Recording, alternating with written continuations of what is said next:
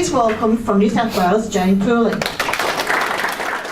As Cheryl said, I have a background in nursing, emergency nursing, so I've seen some pretty interesting things. I've seen an alien fetus, I've seen a missing fetus, I've seen implants, I've seen a lot of stuff in my profession. And I've had a lot of time to think about this. You know, I'm not that young anymore, so I've processed the whole thing. So I've written a book and called my story Humalien. Oh, that'll happen a bit. Made up word, but it's obvious what it is. I'm talking about hybrid human grey people, right?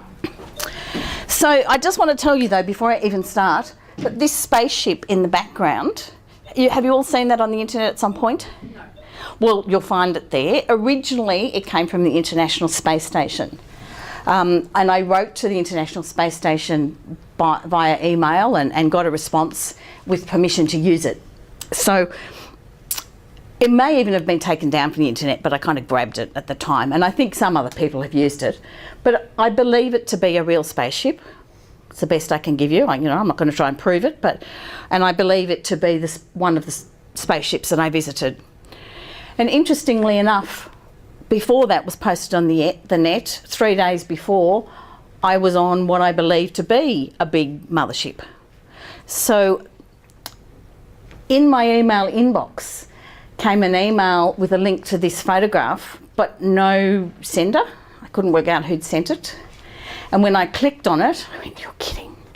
And I swear that's where I was. So to the best of my ability, I believe this is the spaceship that I was on, and it was captured by the ISS. So I know everybody wants proof. The only proof I can give you is an email from the ISS claiming that it was true.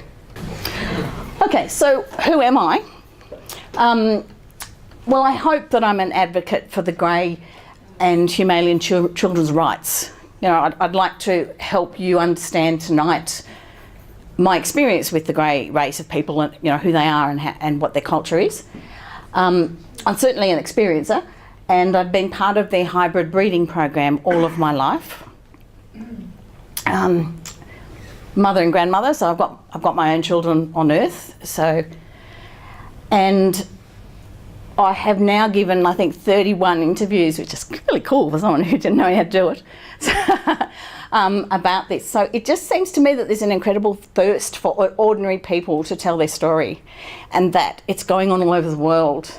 And if it can happen to me, it can happen to you.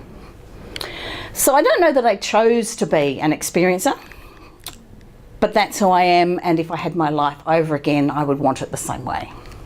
So my very first memory is of, I was a baby in a cot and I was under 2. So, you know, I was probably about 18 months. Most people can't remember at that age, but when you have a very profound experience, it just gels in your mind. And I can remember that the cot was white painted, and I can remember putting my chubby baby hands on the timber rail and pulling myself into standing position. And I can remember where my mother was sleeping and where furniture was. And I've been able to verify that with my parents. Whilst they don't believe that I was taken by aliens, the details of the room at that age are accurate. So I woke up, and standing at the end of the bed was a man, I just saw him as a man, with cow eyes. So he had beautiful big eyes, really beautiful. And as a baby, all I could think of, oh, he's got eyes like cows, because I loved cows. So that's who he was in my head at that time, that man. No fear. He picked me up on his right hip, and I was happy to go with him. It was like children will go with adults, friends or family, without any argument. They just trust, don't they? So I was quite happy to go with this strange man. Anyway, we floated up in what I'll call a light elevator. So we seemed to float up off the ground, and I could look up and I could see the ceiling of the house that I was in, and we actually physically went through the solid ceiling. I cannot explain that technology, but this is what happened. So I didn't feel any different, so I don't think it was my body that was changed. I think they changed the physical properties of the solid roof. So much so that I would sneeze, I could see a cockroach You know, it was here I was in the ceiling. Thanks, Angela, I knew you'd play. And then after I got out of the roof, I'd look up and I could see a round light hole in the bottom of a big round room. You know, this is a child trying to put this into words here. So we'd float up through the light hole, and then we'd find ourselves standing on the side of a hole, which would then close over in the floor, and then I was just in a silver room. No windows, nothing. So that particular visit, I was then laid on a levitating table. They don't have legs. It's pretty cool, actually, inside the spaceships. And I could feel, as an adult interpreting it, going back, I felt like they were drawing blood from my left arm here, but it was like they were sucking it out through osmosis rather than a needle. I didn't feel a needle prick. And then my grey, cow-eyed man friend, who I now call Graham, so we'll leave him Graham from here on in, ran his hand over my tummy. Now, he wasn't touching me, but just like that. And in the air, as a baby, I could just see coloured things floating. But looking back as an adult, it was a hologram of my organs. That's all they did. He took me back, put me back to bed. Everything was fine. My mother never knew I was missing. I was not afraid. So it was that's the first experience I remember. Doesn't mean he wasn't there before that, but that's not bad for first memory, is it?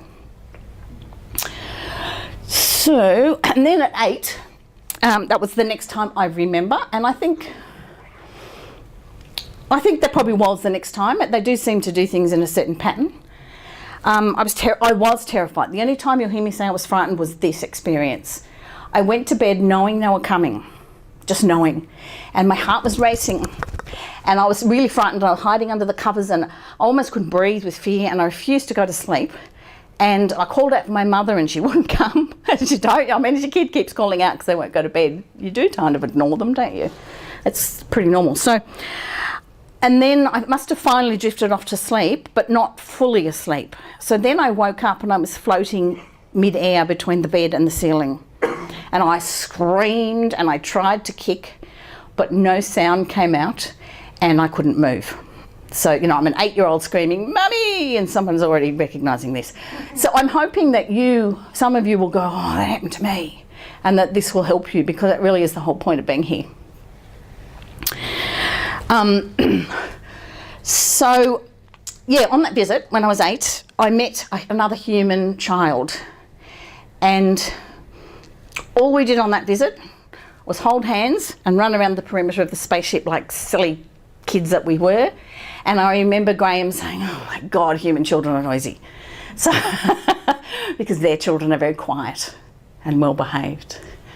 So that child, I was told our DNA had been matched. And of course I didn't understand that then. It's easy for me to say all this in hindsight, but it's taken me quite a bit of time to put the pieces of the jigsaw together and realise that they actually made sense, you know. So when I was a teen, lots of strange things happened. I saw spaceships with the most ridiculous regularity. I'd often have friends with me, so it wasn't just me. You know, 2 people don't see hallucinations. Very often they were witnesses. I remember telling my parents, who would say, "Oh, they're just shooting stars." Shooting stars go like that. Spaceships go they're usually red or green. You know, they're not the same thing. Even as a child, I was fully aware of that.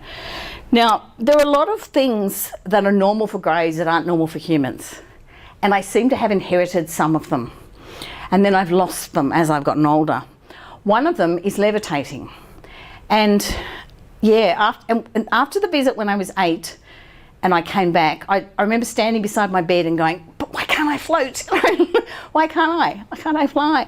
And I couldn't, of course, at that time. But then at my 16th birthday party, when kids do stupid things, my friends did the old levitating trick, you know, you just put a little finger under a chair. These friends to this day remember this happening. And I knew I was going to levitate. I didn't need them. And me and the stool just went into the air, like right above their heads. They couldn't even hold me anymore. And they all screamed, and then I dropped. But I knew what I was doing. It was actually deliberate. So yeah, I've been able to check with those friends as adults, and they do recall that. So I feel myself that it's always good to do a double check, make sure somebody else saw it. Yeah. It's probably healthy too. I mean, I know these things happen, but it doesn't hurt to question yourself. Okay, so, but I'd always been psychic, born psychic, but I started to have some pretty serious prophecies in my teens.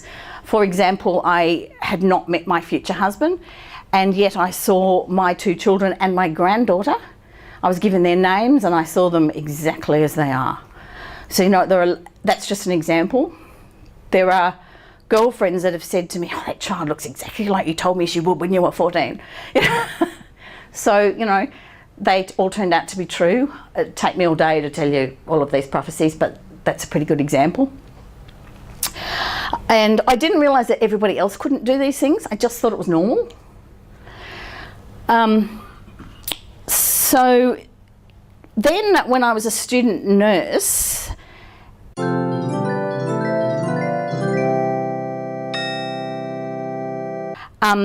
we gave blood, donated blood, and I was called up by a bunch of professors. I'll only say names if they're dead, like, you know, or if their families can't be affected. So obviously I can't give you all of the professors' names, it just would be completely inappropriate. But Victor Chang was one of them, you know, those of you that remember Victor Chang.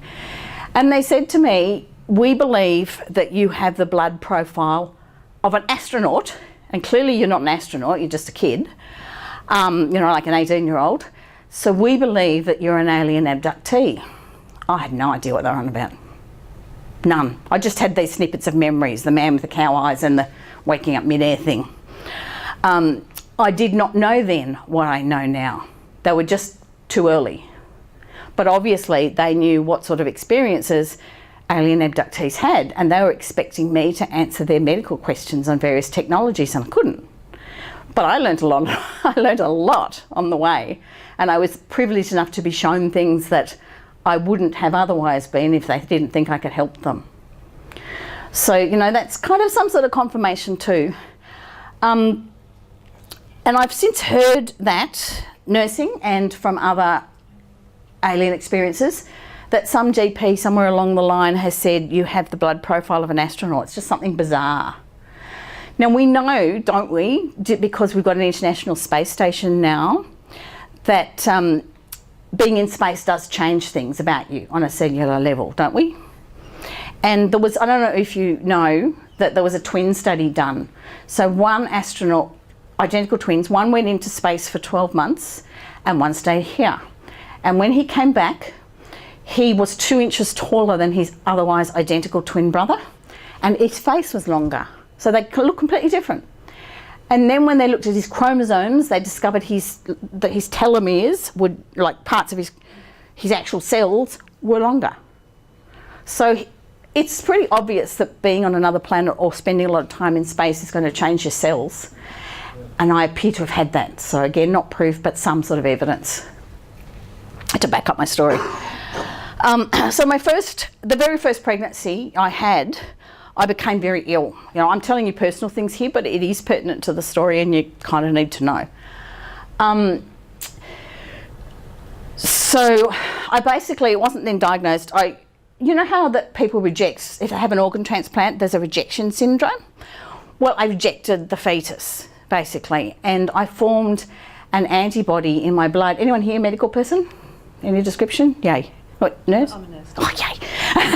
It's just easier, isn't it?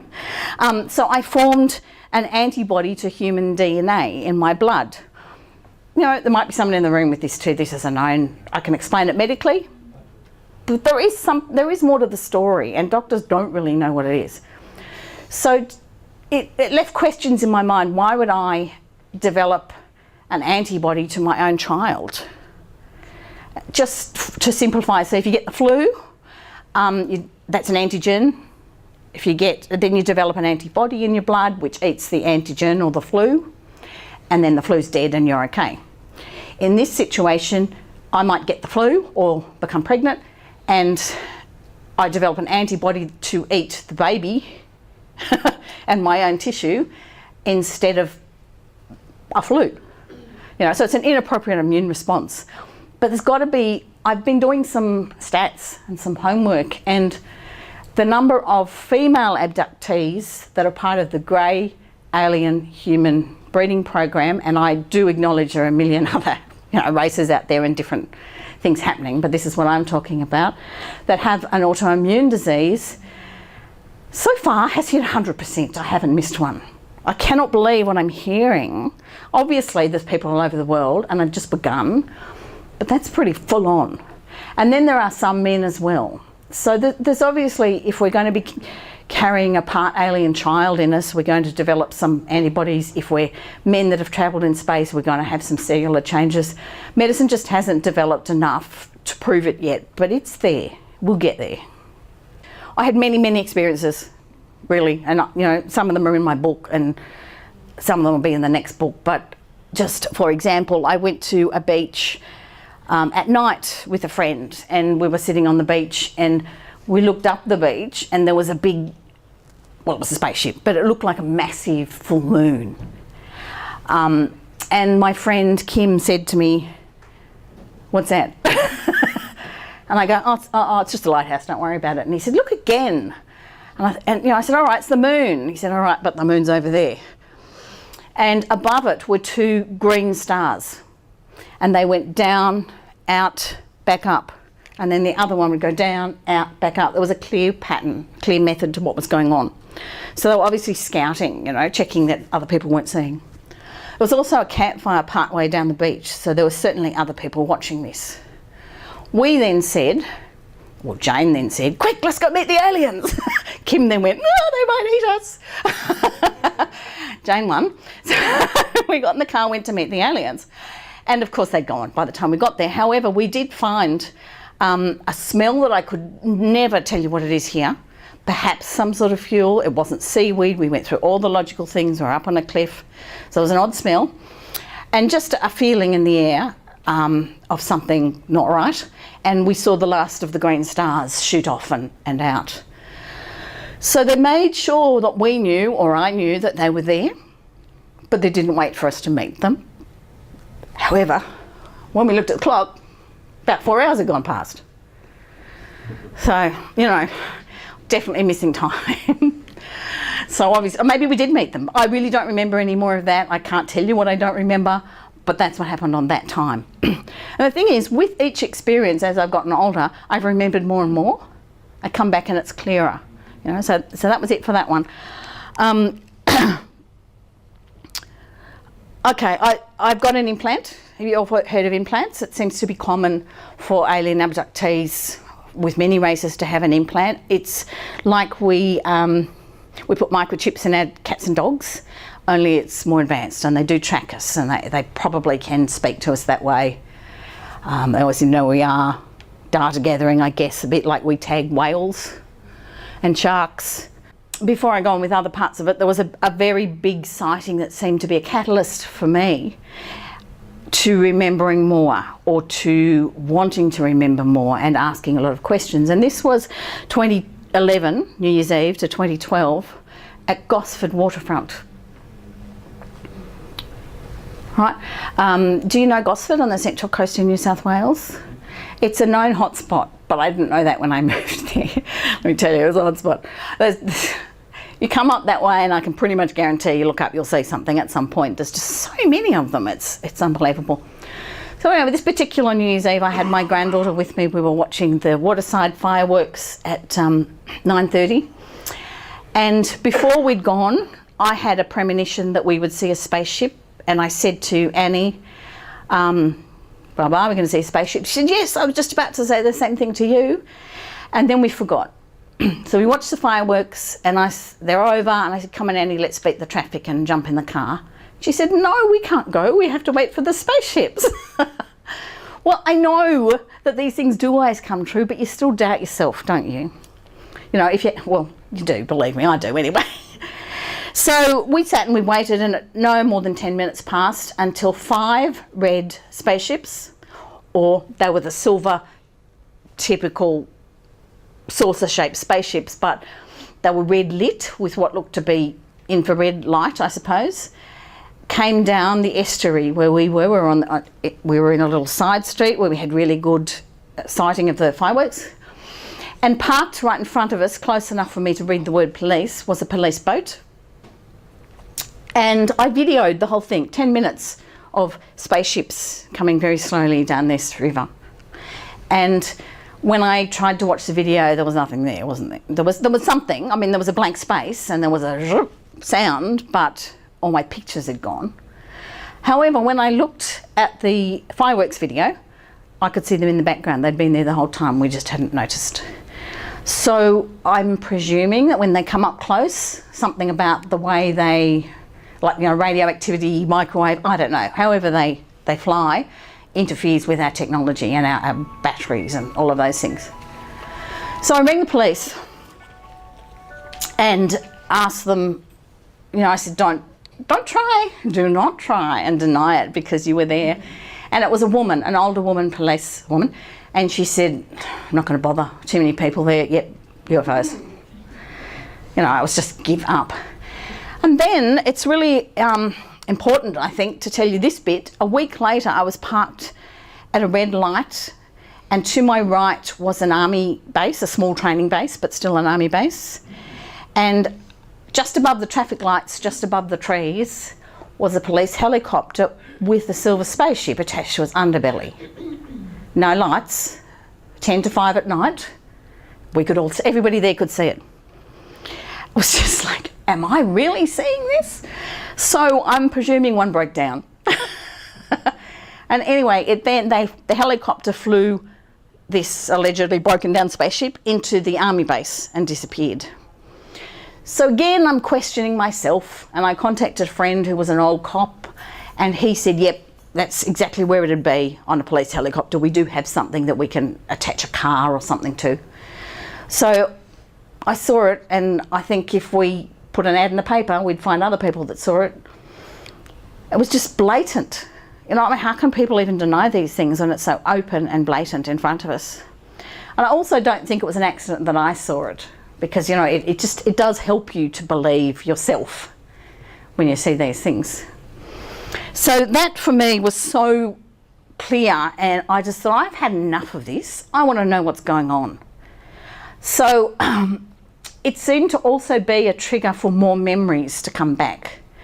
And I then started to have again a dream that I'd had all my life anyway, and I kept waking up and the man with the cow eyes was at the end of the bed. It was a nice dream. I wasn't scared. It was like, oh, not you again?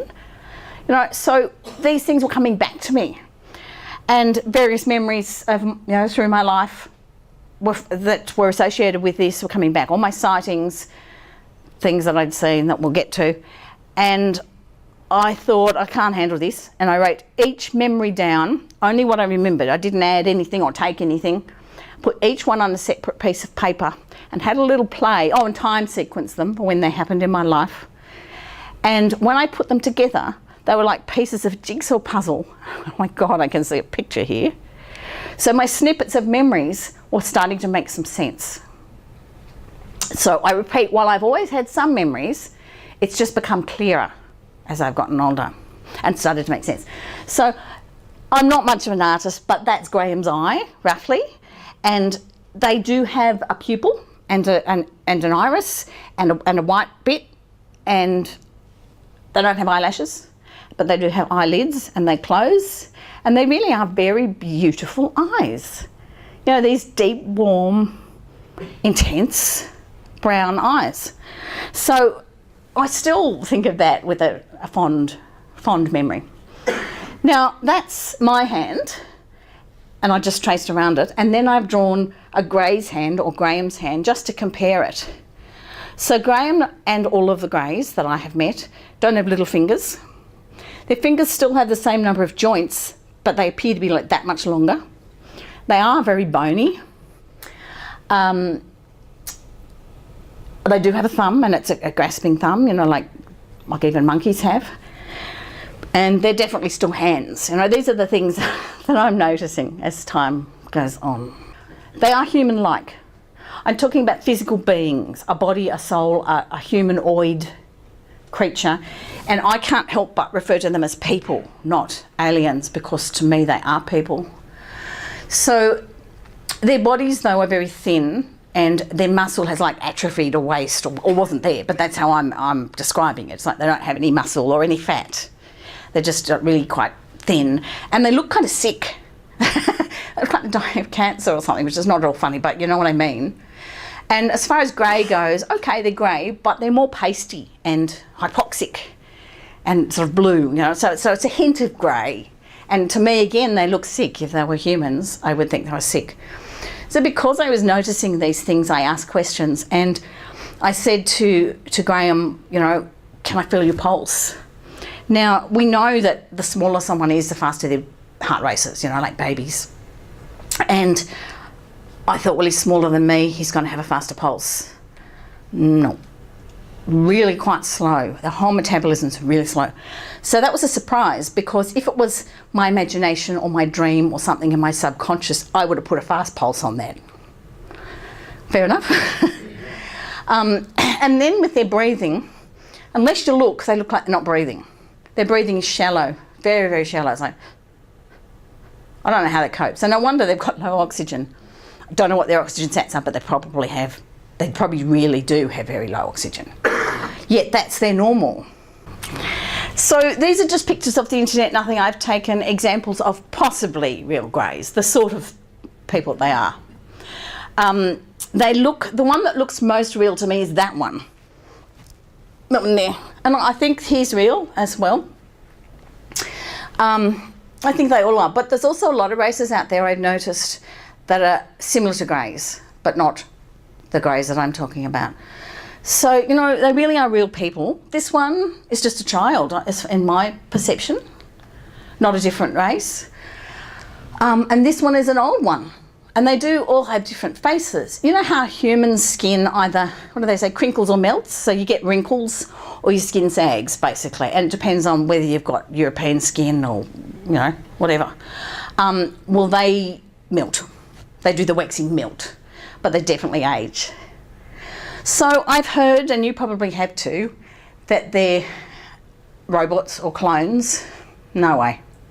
Not in my observation. They've all got different faces. They've all different heights. They've all got different body sizes and shapes, just as we do. So they just communicate in a very different fashion.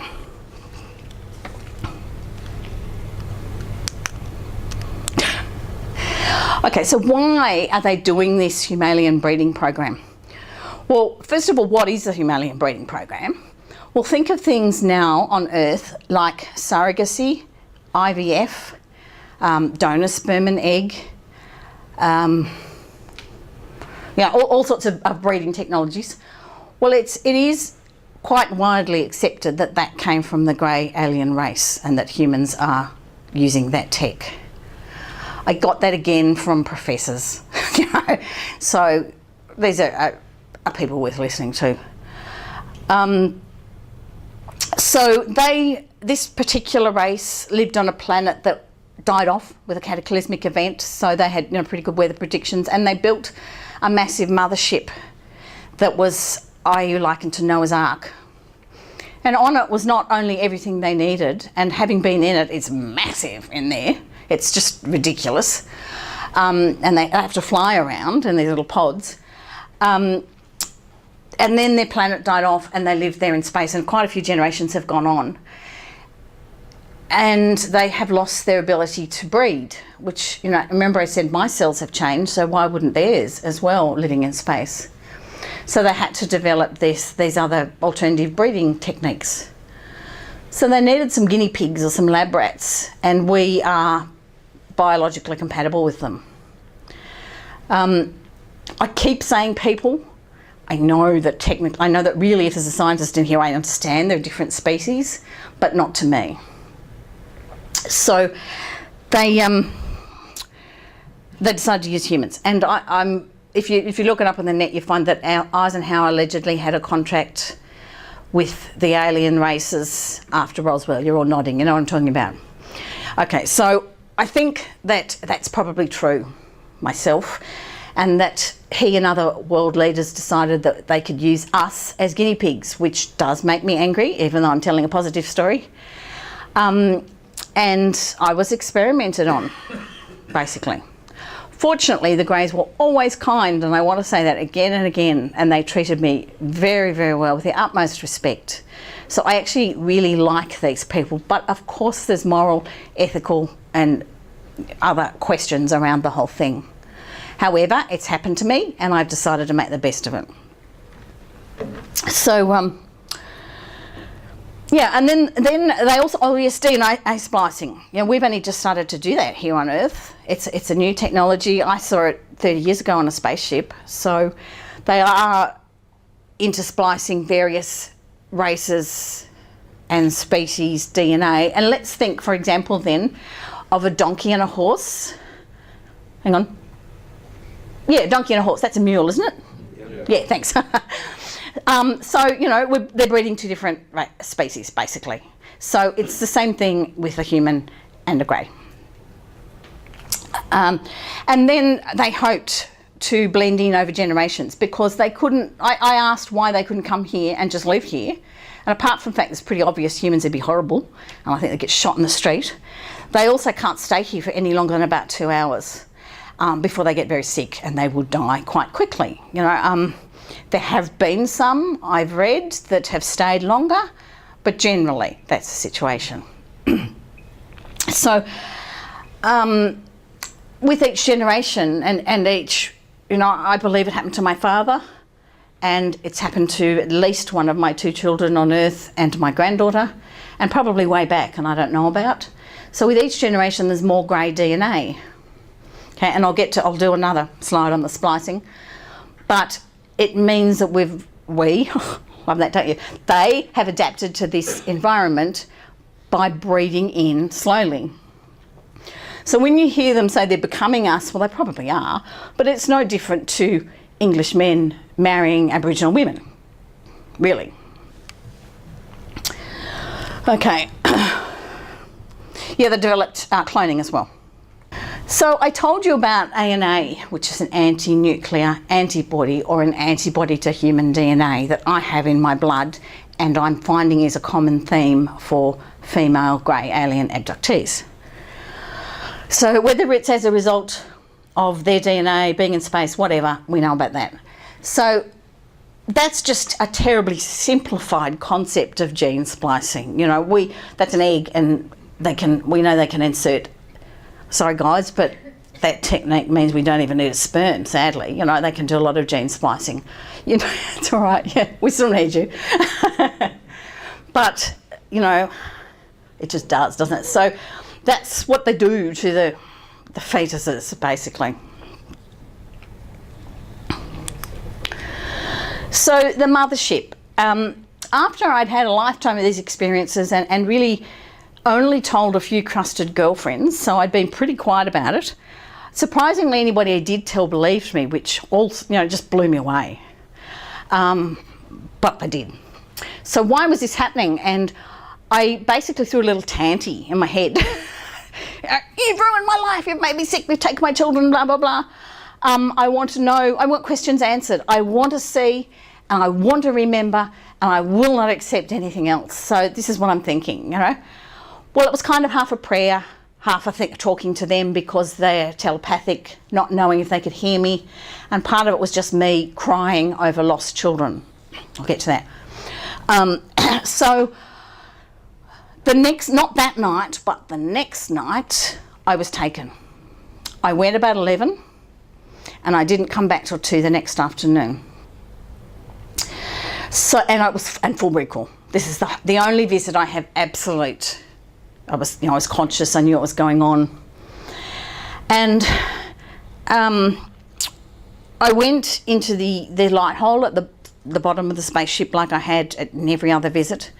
Now when you're in it, this elevator thing, if I wake up, I can see the lights circling around me, but they're dashes, overlapping dashes, like in a brick pattern, and it's hollow on the inside. And to me, that's not how light works, but that's what I saw. So I'm floating up in this light elevator and that's the light going around me. And then I go into what I call the light hole at the bottom of the spaceship that seems like a sea anemone, looking up, and then suddenly I'm standing in the spaceship. So this time it was fun because I knew what was going on.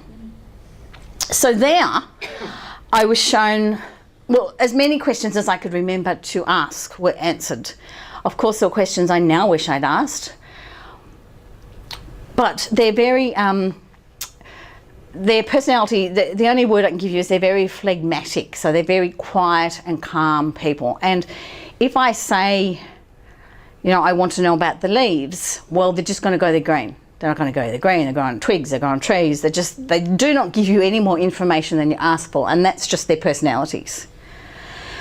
So my primary questions were that prior to this, and what had made me chuck this little tanty in my head, was that I'd had 3 pregnancies where the baby or the fetus, well, the baby was taken surgically from my uterus, and I remembered. Now, here on earth, let's draw a line in the sand here, I was pregnant, wasn't in a relationship. This is after a divorce. Positive beta-HCG, so positive pregnancy blood test, an ultrasound with a fetus on it, a small fetus, and examined by a doctor, and definitely pregnant. Then the first one actually went to 5 months, the others were earlier. So I was very sick with the babies, and it was the whole rejection thing. The lupus was flared up, but I also just was so ill, it was ridiculous, and it was a foreign body. So then I would apparently miscarry, but, and I'm sorry fellas, but there really is no other way to describe this. I would have a placenta and a cord, but no fetus.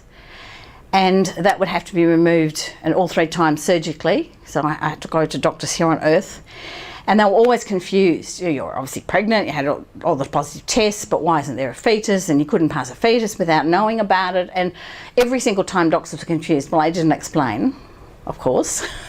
Would you? So that first one that I'm thinking of, as I'm telling you, was a girl, and she's now about 26 or 27, and I called her Claire. She's a person to me. There were 2 more after that, the same kind of scenario. Okay, that's the human side. So I'm not giving you my medical records, but if I needed to prove it, they're there. All those things are there, and they match the dates and ages of my children, which I think, is fairly reasonable.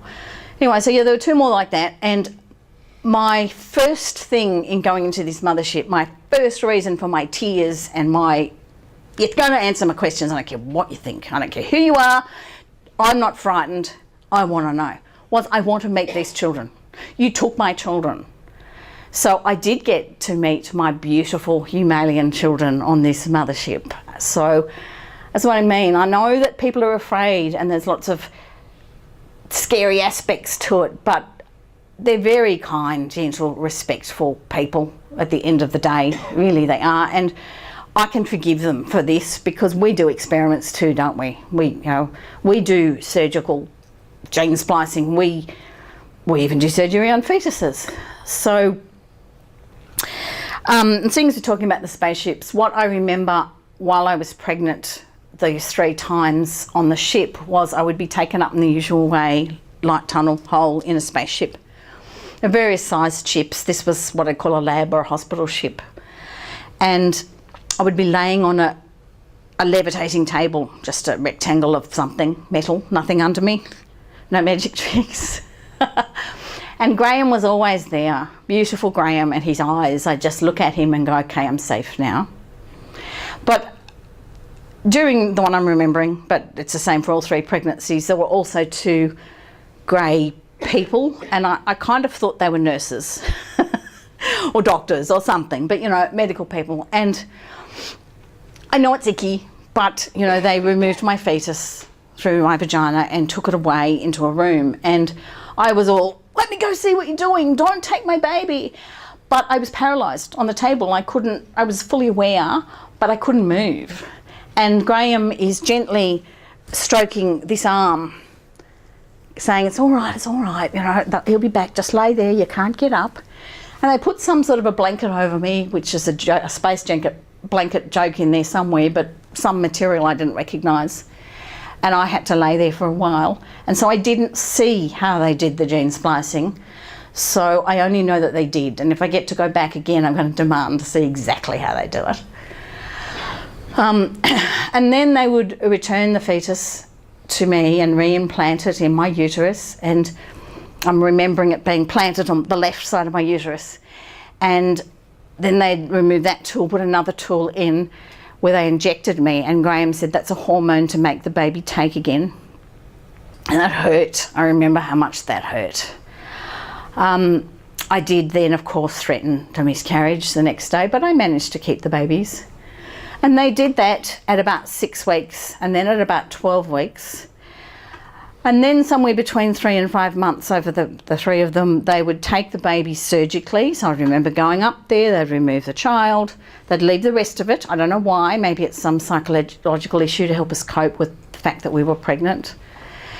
And I actually find it hard to talk about that. You know, they took my babies, for God's sake. Can't really lie about that, can you? I tried to be all cheerful about it, but they took my kids, you know? I wouldn't have given them up. So sorry that I've started a bit, but that's the way it goes. So then they put them in an artificial uterus and they keep growing up there. And now grey people, grey babies, develop at a different rate to ours. I've seen this so many times now. They're much faster. They develop, one of them, I knew I was just pregnant, but the fetus on Earth on the ultrasound looked to be about 6 weeks. You know, by 5 months, this kid is just really big. So they do have to take them. We couldn't carry them that early. And I don't know, because their concept of time is different to ours. Because ours is obviously based on, you know, going on the sun, that sort of thing. But I don't know the full gestation or period, but I suspect it's not as long as 9 months. So then these children are raised by greys that are trained to be mothers or are mothers. They're certainly loved and nurtured. And I must say, now that I've met my Humalien children, they've been beautifully brought up. They've got lovely manners, you know, they've obviously been well cared for, and they're obviously happy and loved. So for any grieving mother, you can't get better than that, can you? So, you know, that's what all this mothership tour was about and what I was demanding. So that's why I went there in the first place. Graham, first of all, showed me their living quarters. So it was a massive ship, verandas going around it, multi-storied, and inside is clear flying pods everywhere. So it's huge. So we're standing on a veranda. Clearly I hadn't seen the whole of the mothership in that time, but I was gone for a pretty long time. And the first door he opens, he has a microchip in his hand, his right hand actually, and he wipes it in front of a wall that appears to have no joins, and a door just opens, slides open. I love their tech. And you know, I was pretty excited about all of these things, and because I was fully conscious, it was a very different experience to all of the others. And I saw their bedroom, and so they have less material needs than we do, and I think that's pretty wise. Perhaps partly because they don't have houses and they're living, you know, they're trying to survive in a mothership, but they don't seem to have the same needs. So when I walked into the room, I could see in front of me an oval window, and the stars were magnificent. I could lay there forever. You can't imagine. Better than being out in the country and seeing the stars without any light interference. And then the bed, they speak telepathically, and I'm thinking weird stuff like, gee, that looks hard. That bed, that looks really uncomfortable. And Graham said, sit on it. And I sit on what looks like metal, but is spongy and soft underneath me. So I don't know what these materials are. We probably don't have them on Earth. But I don't think the human psyche can imagine up something that they've never seen. And I'm certainly not clever enough to invent new materials, you know. So it was pretty cool. And then to the left of the door was a cupboard, and Graham did the same thing, and the door opened, and it just had 2 shelves in it. And I had been thinking, where will I put my stuff if I was to live here? Because I'm imagining maybe I can go on holidays and see with my children. Obviously that's not going to happen. And he said, well, if you can fit it in that cupboard, you can bring it. And there wasn't much space. And then on the right of the door was a seat. Now, that wasn't corners, it was a round room, but, you know, generally on the right. And it was just moulded into it. Nothing was joined, nothing was loose or free floating. And it felt the same to my touch. I didn't sit on it like I did the bed. But amazing stuff.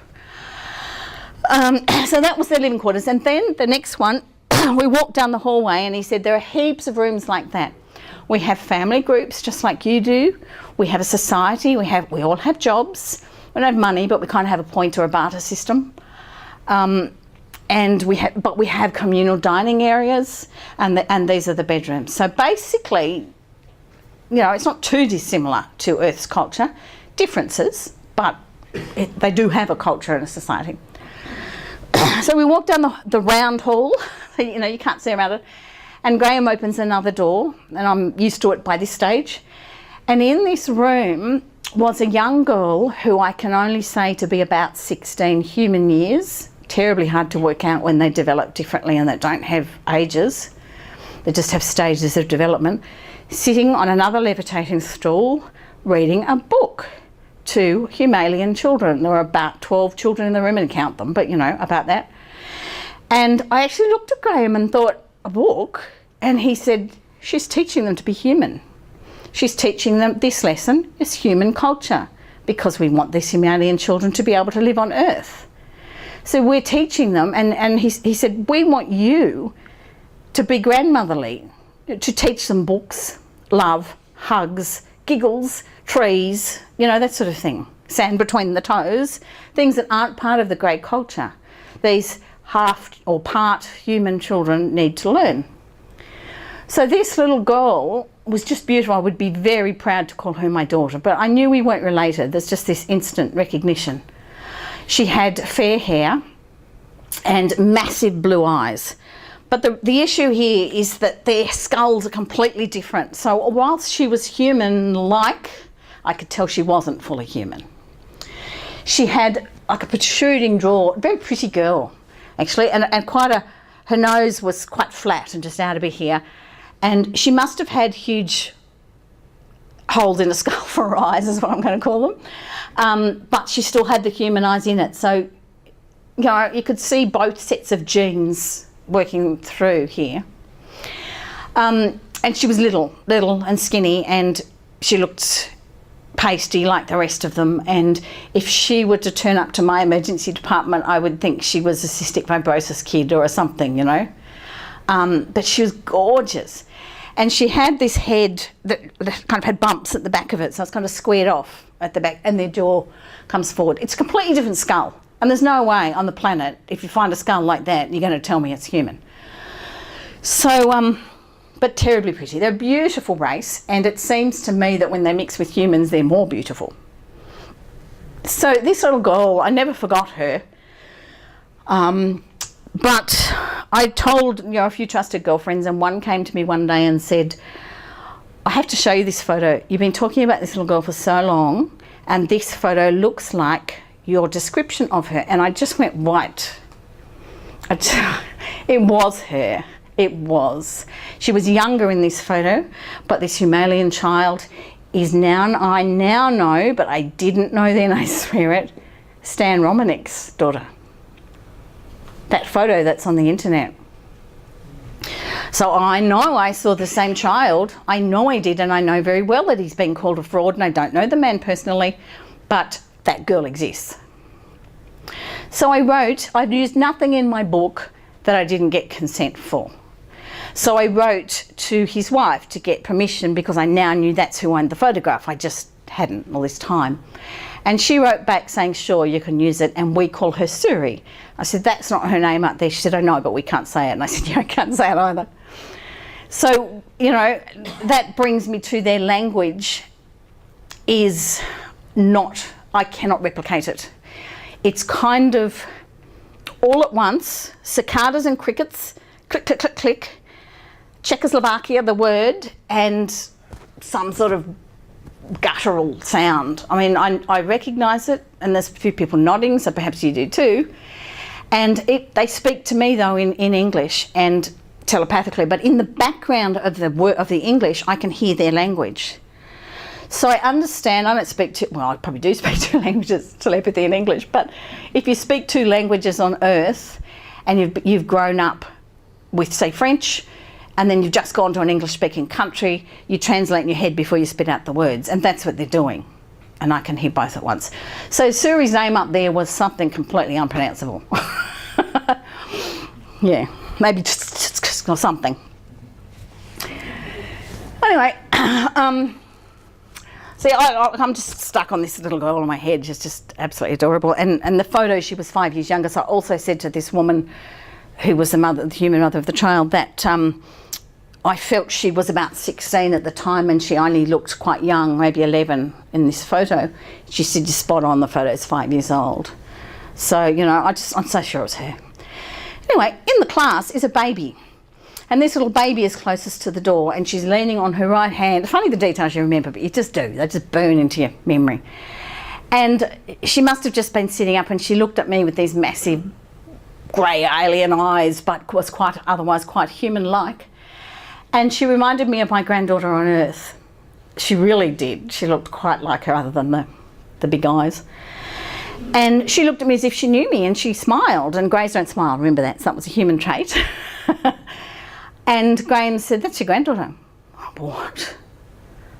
So, you know, and I knew her instantly. There's just, I don't need DNA to prove that. I knew who she was. So she was my first baby that was taken's baby.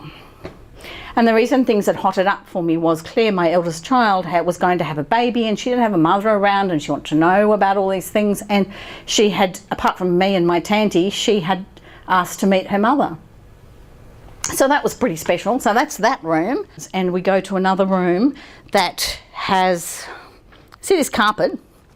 It had like, not glass, but glass slides all the way up to the walls, multi-storey.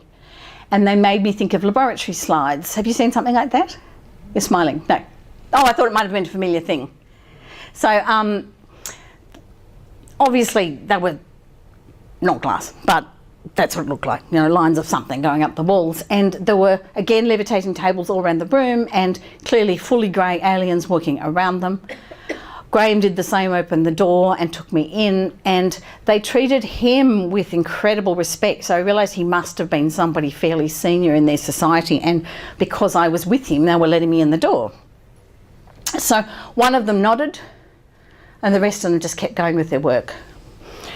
So Graham said, "This is a DNA library, not just Earth, all the planets out there in the universe, not the galaxy, you know, all the animals, the plants. We're working on that anyway. That's the plan. We're trying to get all of the DNA in here so that when planets die off, which they naturally do anyway, you know, there's always some abandoned, desecrated planets and some that have people living on them, so that, you know, we can quickly refurbish the planet or re-establish the planet."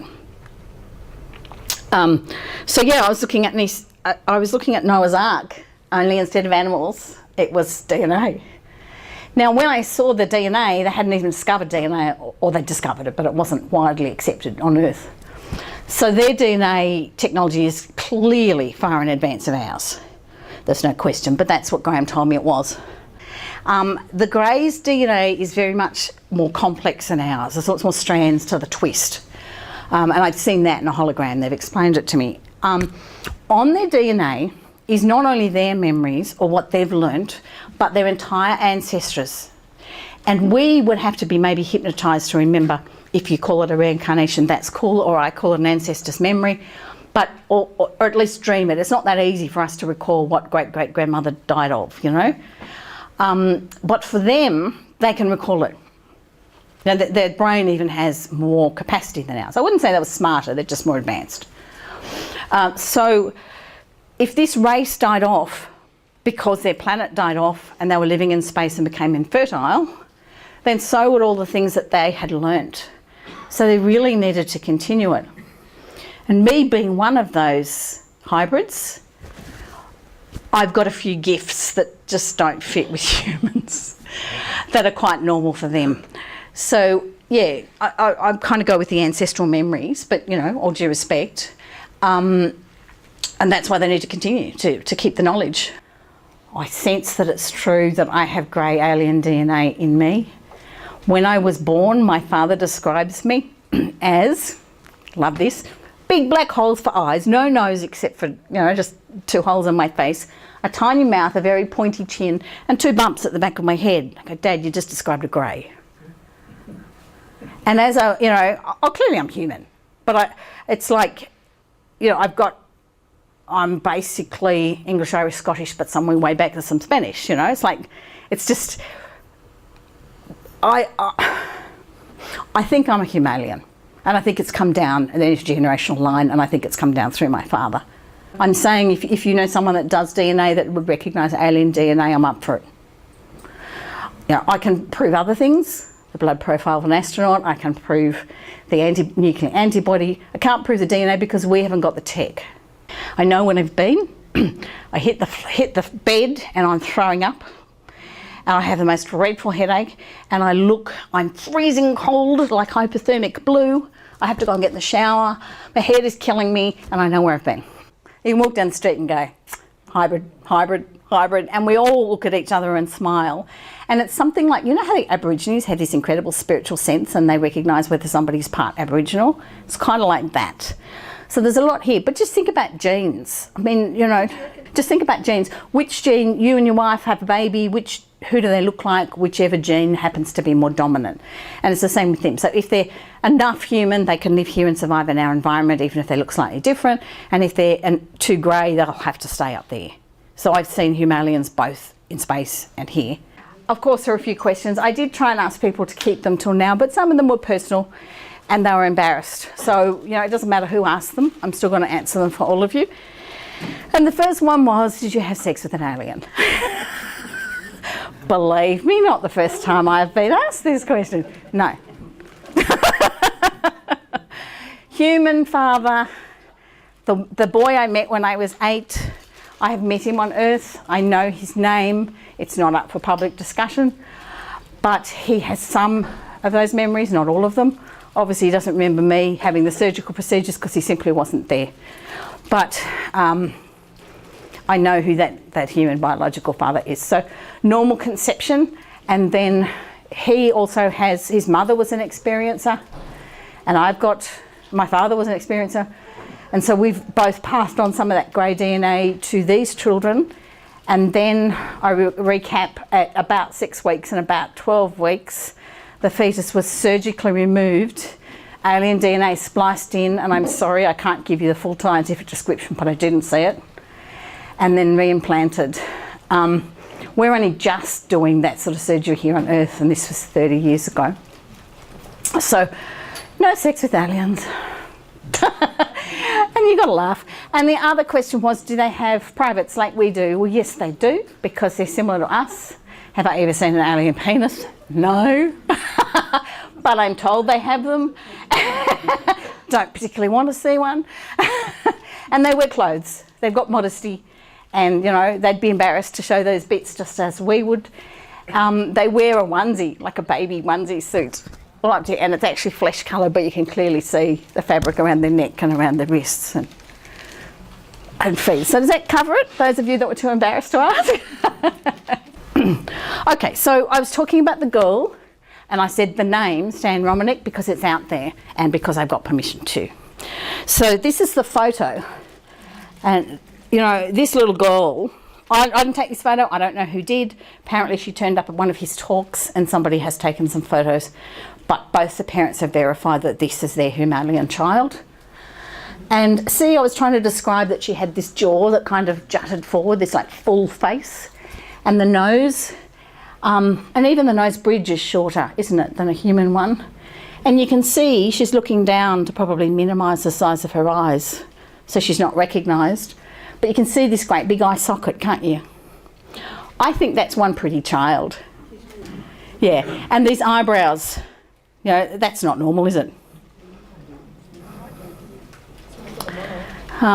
Beautiful little girl, really pretty. So then this one, you can get these off the net. You know, like if they're mine, that's fine. If they're not, you can source, you know, check on me if you want. She doesn't, they were trying to work out if she had little fingers. Apparently she doesn't. She just has the 3 and the thumb. She was wearing old-fashioned clothes as if she'd got them out of the Benny's bin, you know, because someone that age on this planet would be really into fashion, don't you agree? And she was wearing like a velour top and jeans that didn't quite fit. And a pendant that really wasn't recognisable. So I personally believe that to be Humalien. Can't prove it, you know, for those of you that want proof, but it's evidence. You know, and in a court here on Earth, if two witnesses saw the same thing and said the same thing, we'd believe it. So, you know, and that's a better picture of the mothership from the ISS. This camera is because it was also used by something called the Planetarium in America, and by the time I tried to get the photograph from my book, the ISS one had been taken down. My computer was hacked, all my emails were trashed. I'm now trying to get hold of that ISS email so that I can prove it. I don't have to prove it, I know it's true, but again, it's something. So that's just the best photograph we can give you. So many people have come to me and said, that's my story. Please don't, confidentiality, don't tell my name, just let me tell you. Thank you so much, they're saying, for coming out, because it's helping me to realise I'm not a nutcase. And my purpose, my point was to help these other people, these other women suffering as I have suffered, honest, if I'm honest. But I keep saying, but I accidentally helped myself by going, what, you too? So there are people all over this planet with identical stories to mine, and I didn't know, and they didn't know. And making a fool of myself on public national television and having that YouTube go over to the States and Europe might be embarrassing for me, but it's helping so many people. So I don't like seeing myself up there, and I'm embarrassed, but I know it's worth you seeing for that reason. I will do my best to answer any questions if you go home and you start having flashbacks or dreams, or feel that it's brought something up in you. I'm not going to leave you hanging with PTSD. I do have some medical training. You know, I'm not a psychiatrist, but I have some. You know, a bit of psychology and you know, I've drug and alcohol, so I've done that, and emergency. So, you know, nurses can do a little bit, can't they? So I will cope responsibly with anything you have. And in the back of the book is all the referrals over the world I could get together. So you don't need to speak to me. You can, but you don't need to. You can speak to somebody in your state or your country. And I don't think there's another book out there that's a resource for help, because I couldn't find help, and you might need it tomorrow when you wake up and go, oh my God, that's what happened to me. I've seen so many things nursing. It really is relevant to this talk. I saw an alien fetus, a full alien fetus that was developed out of a human surrogate mother, and I was shown it and asked what it was, and I immediately recognised it as a grey alien baby. So I've seen that here on Earth. I've seen innumerable implants. That was one of the questions during the break. Yep. On CAT scans, X-rays. Normally nurses don't read those things, but in emergency we do, because they're not going to be reported on for, you know, 24 hours and we need the answers. I have seen so many implants. It's just not funny. They're out there and they're all different, and it does seem that they have changed with time. So, you know, an older person's implant is different to a younger person's, which is fair. I mean, our mobile phones change, don't they? I was in a room, the patient had a brain tumour, and, which is not funny, but I'm looking at Cheryl because I told the story earlier, and the tumour was encapsulated, you know, like there was a skin around it, and then there was a hole in the middle. And the radiographers, so that's not a doctor, that's the technician, but they see them so often, they're really good at them, immediately said, only an implant. You know, it's just kind of normal in the back rooms. It's just that we don't say it in public. And I am no longer working as a nurse. I'm still studying and I'm still registered. And I waited till that happened before I was prepared to say all this. Well, implants, I didn't actually finish that bit, did I? So as a child, my very first implant was in my nose. As a baby, that's when I'm telling you I saw Graham at the end of my cot. But my nose kept bleeding and my mother kept taking me to the doctor. And eventually, I believe, Graham and his mates removed that because it was causing too much trouble, and he was his toddler picking at it. And then the next one was in my right knee below my kneecap, and Mum kept taking me to the doctor because it kept coming to the surface. And the doctor said, it's probably a bit of gravel, she probably fell over, but there was no scar. Well, I have no memory of that. And then almost as soon as it was ready for the doctor to examine it, the silly thing would recede. They have a mind of their own. And then eventually, when the year I turned 33, it came to the surface. I knelt down on the carpet just to get something. And it just come out of my skin enough that it caught on a thread on the carpet and ripped out. Ow, yeah, it was. But the bizarre thing was, I just went, well, that's not gravel. Well, that's not even a piece of glass. Now, I've never seen this material on Earth, but the best I can give you, because it's all I can use to describe it, is that any of you into crystals? Yeah. So it looked like striated quartz to me. But it folded up to just a little tiny pea-like thing, but it pulled out and telescoped. And it was pointy at one end and wider at the other. It folded into itself. I could do that with it. I've done that too far. It was only like that big.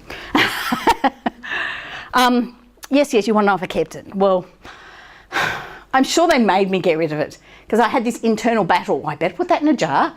Oh, don't be silly. No one will believe you. Just get rid of it. And I threw it out. But in recent years, I've seen a picture similar to it, not identical. And there's obviously a lot of implants around. So then that same night, and there is much more to this story, but you're going to have to read the book because I haven't got limitless time and we could go on for days. Another one was put in. So the very night that came out, they came, took me, and I now have one at the back of my ear that feels almost the same, but it doesn't seem to do the whole rejection thing. So I think that each time they did it, it was a more advanced version.